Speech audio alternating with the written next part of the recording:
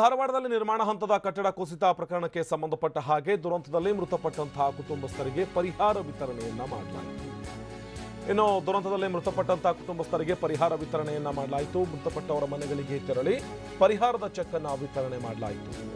2 ಲಕ್ಷ ರೂಪಾಯಿ ಪರಿಹಾರದ ಚೆಕ್ ಅನ್ನ ನೀಡಿದ್ರು ಡಿಸಿ ದೀಪಾ ಚೋಳನ್. ಅಸ್ಲಾಂ ಪತ್ನಿ ನಜಾಮಿ ಶೇಖ್ಗೆ ಚೆಕ್ ಅನ್ನ ಹಸ್ತಾಂತರಿಸಿದ್ರು ಡಿಸಿ.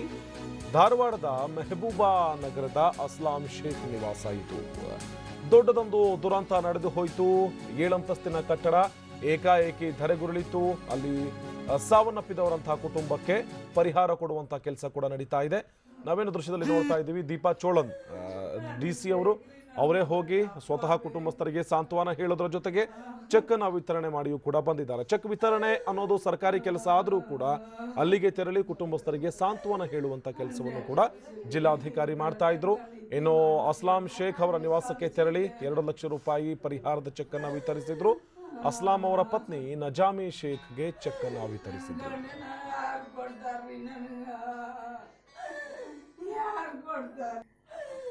ಯಾರು ಕೊಡ್ತಾರ? ನನಗೆ ಬೇಕ್ರಿ, ನನ್ನ ಮಗಳಿಗೆ ಹಬ್ಬ ಬೇಕು.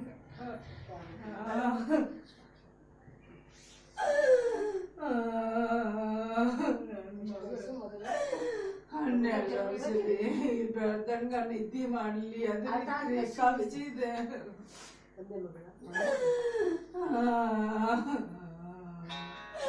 ನನ್ ಗಂಡನ ಯಾರು ಕೊಡ್ತಾರ್ರಿ? ನನಗ ಯಾರು ಕೊಡ್ತಾರ? ಯಾರು ಕೊಡ್ತಾರ? ನನಗ್ ಬೇಕ್ರಿ, ನನ್ನ ಮಗಳಿಗೆ ಹಬ್ಬ ಬೇಕು.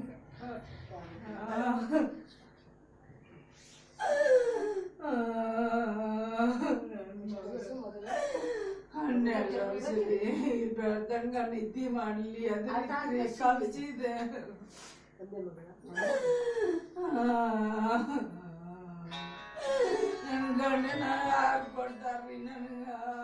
ಏನು ಅವಶೇಷಗಳಡಿ ಸಿಲುಕಿರುವಂತಹ ಏನು ಒಳಗಡೆ ಸಿಲುಕಿರುವಂತಹ ಜನ ಇದ್ದಾರೆ. ಅಲ್ಲೂ ಕೂಡ ಒಂದು ಮನ ಕಲಕುವಂತ ಘಟನೆ ನಡೆದಿದೆ.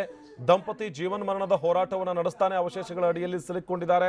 ಹೇಗಿದ್ರೂ ಕೂಡ ರಕ್ಷಣಾ ಕಾರ್ಯಾಚರಣೆಯ ವೇಳೆ ಮನ ಕಲಕುವಂತಹ ಒಂದು ದೃಶ್ಯ ಸಿಕ್ಕಿದೆ. ಸಾವಿನ ಭಯವಿದ್ರೂ ಕೂಡ ಪತ್ನಿಯನ್ನ ಬಿಟ್ಟು ಬರೋದಕ್ಕೆ ಪತಿ ಒಪ್ತಾ ಇಲ್ಲ. ಪತ್ನಿ ಸಂಗೀತಾಳನ್ನ ಬಿಟ್ಟು ಬರೋದಕ್ಕೆ ನಿರಾಕರಿಸ್ತಾ ಇದ್ದಾರೆ ಪತಿ. ಕಟ್ಟಡದ ಕೆಳಗಡೆ ಸಿಲುಕೊಂಡಿರುವಂತಹ ಸಂದರ್ಭದಲ್ಲಿ ಕಾಲು ಮುರಿತ ಆಗಿತ್ತು. ಕಾಲು ಮುರಿತ ಆಗಿರೋದ್ರಿಂದ ಸಂಗೀತ ಅವರಿಗೆ ಹೊರಗಡೆ ಬರೋದಕ್ಕೆ ಸಾಧ್ಯ ಆಗ್ತಾ ಇಲ್ಲ. ಹೀಗಿರೋ ಸಂದರ್ಭದಲ್ಲಿ ಪತ್ನಿಯನ್ನ ಬಿಟ್ಟು ಹೊರಗಡೆ ಬರೋದಕ್ಕೆ ಪತಿ ಕೂಡ ಒಪ್ತಾ ಇಲ್ಲ. ಇನ್ನು ಪತ್ನಿಯ ಜೊತೆಗೇನೆ ಕಾರ್ಯಾಚರಣೆಯ ನಂತರದಲ್ಲಿ ಹೊರಬರಬೇಕು ಅಂತ ಹೇಳಿ ಆತ ಬಿಗಿಪಟ್ಟನ್ನು ಹಿಡಿದಿದ್ದಾನೆ. ರಕ್ಷಣೆ ನಡೆಸ್ತಾ ಇರುವಂತಹ ರಕ್ಷಣಾ ಸಿಬ್ಬಂದಿ ನೀವು ಬನ್ನಿ, ನಿಮ್ಮ ಪತ್ನಿಯನ್ನ ನಾವು ಸೇಫ್ ಆಗಿ ಹೊರಗಡೆ ತರ್ತೀವಿ ಎನ್ನುವಂತ ಮನವಿ ಮಾಡಿಕೊಂಡ್ರು ಕೂಡ ಅದಕ್ಕೆ ಒಪ್ಪಿಕೊಳ್ತಾ ಇಲ್ಲ. ನಾನು ಮತ್ತೆ ನನ್ನ ಪತ್ನಿ ಇಬ್ರು ಜೊತೆಯಾಗಿ ಹೊರಗಡೆ ಬರ್ತೇವೆ, ನಾನು ಒಬ್ಬನೇ ಬರೋದಿಲ್ಲ ಅನ್ನುವಂತ ಪಟ್ಟನ್ನ ಹಿಡಿತಾ ಇದ್ದಾರೆ. ಇನ್ನು ಪತ್ನಿಯ ಸಂಗೀತ ಅವರ ಕಾಲು ಮುರಿತ ಆಗಿದೆ. ಏಟು ಬಿದ್ದಂತ ಕಾರಣಕ್ಕಾಗಿ ಕಾಲು ಮುರಿತ ಆಗಿದೆ. ಹೀಗಿರೋ ಸಂದರ್ಭದಲ್ಲಿ ಅವರಿಗೆ ಹೊರಗಡೆ ಬರೋದಕ್ಕೆ ಸಾಧ್ಯ ಆಗ್ತಾ ಇಲ್ಲ. ಅಲ್ಲಿ ಪತಿ ಹೊರಗಡೆ ಬರೋದಕ್ಕೆ ಚಾನ್ಸಸ್ ಇದೆ, ಹೊರಗಡೆ ಆರಾಮಾಗಿ ಬರ್ಬೋದು. ಆದ್ರೆ ಸಂಗೀತ ಅವರನ್ನ ಬಿಟ್ಟು ಅವರು ಬರೋದಕ್ಕೆ ಸಾಧ್ಯ ಆಗ್ತಾ ಇಲ್ಲ. ಇದು ನಾವೇನು ದೃಶ್ಯದಲ್ಲಿ ನೋಡ್ತಾ ಇದ್ದೀವಿ, ಇದು ಅಸ್ಲಾಂ ಶೇಖ್ ಅವರ ಮನೆಯಲ್ಲಿ 2 ಲಕ್ಷ ರೂಪಾಯಿ ಪರಿಹಾರದ ಚೆಕ್ ಅನ್ನ ವಿತರಣೆ ಮಾಡುವಂತಹ ಸಂದರ್ಭದಲ್ಲಿ ಕಂಡು ಬಂದಂತಹ ದೃಶ್ಯ ಇದು. ತಮ್ಮವರನ್ನ ಕಳೆದುಕೊಂಡಂತಹ ಸಂಬಂಧಿಕರ ಆಕ್ರಂದನ ಜೊತೆಗೆ ಮನೆಯವರ ಆಕ್ರಂದನ ಮುಗಿಲು ಮುಟ್ತಾ ಇದೆ.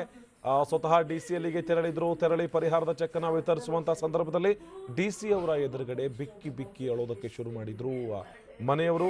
ಇನ್ನು ಮನೆಯವರಿಗೆ ಚೆಕ್ ವಿತರಿಸೋದು ಒಂದು ಭಾಗ ಆದ್ರೆ ಅವರಿಗೆ ಸಾಂತ್ವನ ಹೇಳುವಂತ ಕೆಲಸವನ್ನು ಕೂಡ ದೀಪಾ ಚೋಳನ್ ಮಾಡ್ತಾ ಇದ್ದಾರೆ. ಇದು ಅಸ್ಲಾಂ ಶೇಖ್ ಅವರ ನಿವಾಸ. ಅಲ್ಲಿಗೆ ತೆರಳಿ 2 ಲಕ್ಷ ರೂಪಾಯಿ ಪರಿಹಾರದ ಚೆಕ್ ಅನ್ನ ವಿತರಿಸಿ ಡಿಸಿ ಹಿಂತಿರುಗಿದ್ದಾರೆ.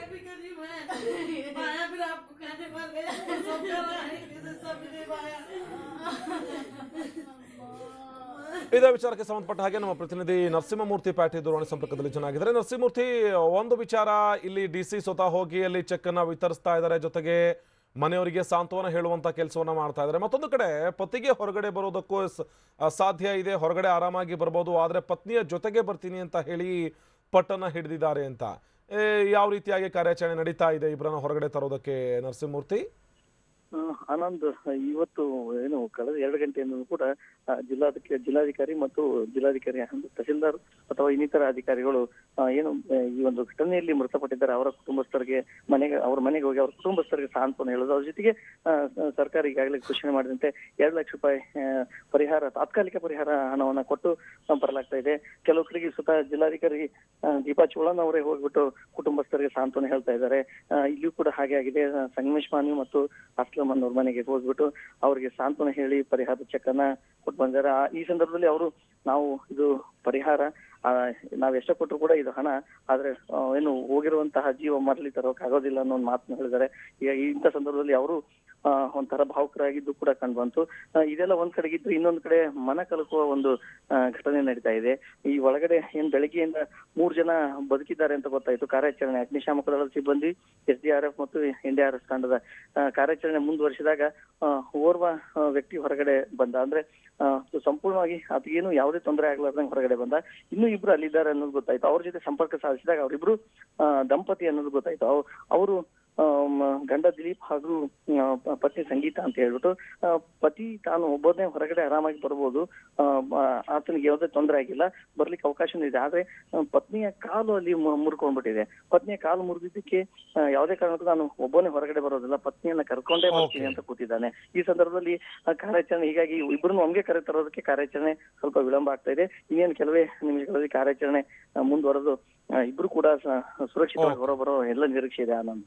ಓಕೆ, ಧನ್ಯವಾದ ನರಸಿಂಹಮೂರ್ತಿ ಮಾಹಿತಿಗಾಗಿ.